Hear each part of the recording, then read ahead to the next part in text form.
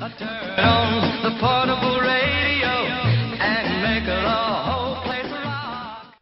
Hello dear chess friends, thank you very much for joining me for this spoken analysis of my last game, which I'm going to show you from the Wheeled Congress tournament. The time control is for 35 moves. Each player has 1 hour and 15 minutes on his digital clock, and then after that number of moves has been completed, an extra 15 minutes will be added for the rest of the game. So I'm playing Robert Fischer. Don't know if his middle name is James, but he's definitely a really nice guy. 1d4, d5, c4, c6. I resort back to my trusted good friend, the Slav defense. A natural development, okay, quite popular, the a6 Slav. e3, bishop f5, and now bishop d3. And quite a few people have asked me, what do I do here as black? You have the choice to take on d3 or not to take.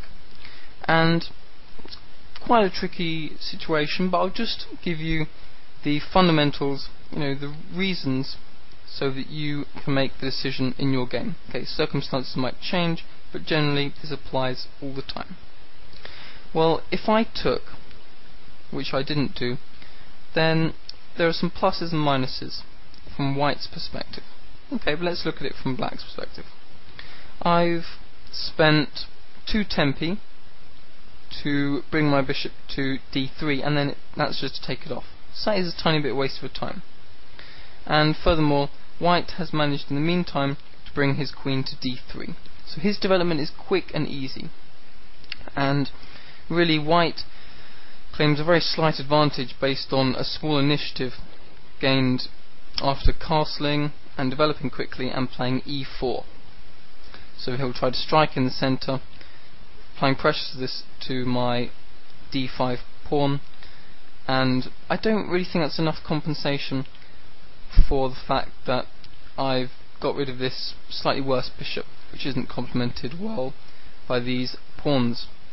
Okay, but on the plus side for me, I guess I would have eliminated his strong bishop, which can come to d3, and this light square bishop can cause havoc sometimes with a kind of Greek gift sacrifice.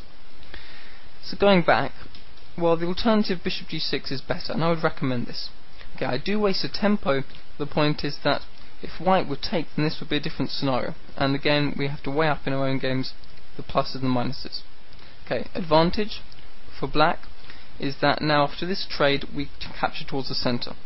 We control more squares, and although technically this is a structural weakness, it's not in practice, because it cannot really be attacked, and actually it's good because we open up the h file for our rook, which can apply pressure to h2, and also when we castle kingside, which is fine to do by the way, because these aren't weak, these are actually a better protective force, then we have this h7 square free for some Luft or air. That's Luft in German, or is that Luft in English? Anyway, that was a joke from Maxwell Smart in the Get Smart series, great TV program, but I'm digressing. And disadvantages, well, I can't really think of any. So that's not too bad. That's why a4 was played in the game. Sensible choice. White wants to play a typical cramping procedure, trying to prove that this is a backward pawn. e6, he doesn't play a5 now, obviously, because then bishop b4, accompanied by the queen, attacking a5 would attack that pawn too much, so it cannot really advance. He plays instead c5, and this is to point out that a6 and c6 make a hole at b6. Knight bd7, castles, and now queen c7. This is actually quite innocuous for black. This is a fine opening game. And now bishop takes g6. Okay, he releases the tension. Maybe queen e2 with a possible plan of playing e4 would be more in style with this, because he does need to give me something to sweat about. But after this, I'm fine. In fact, white is sweating a tiny bit. He has to cope with some attack on h2, and that's why he plays g3. Okay, the only problem with this is that it's not really in theme with keeping pawns on the opposite colour squares as that square colour of the bishop. And now, after I thrust my pawn and open the centre.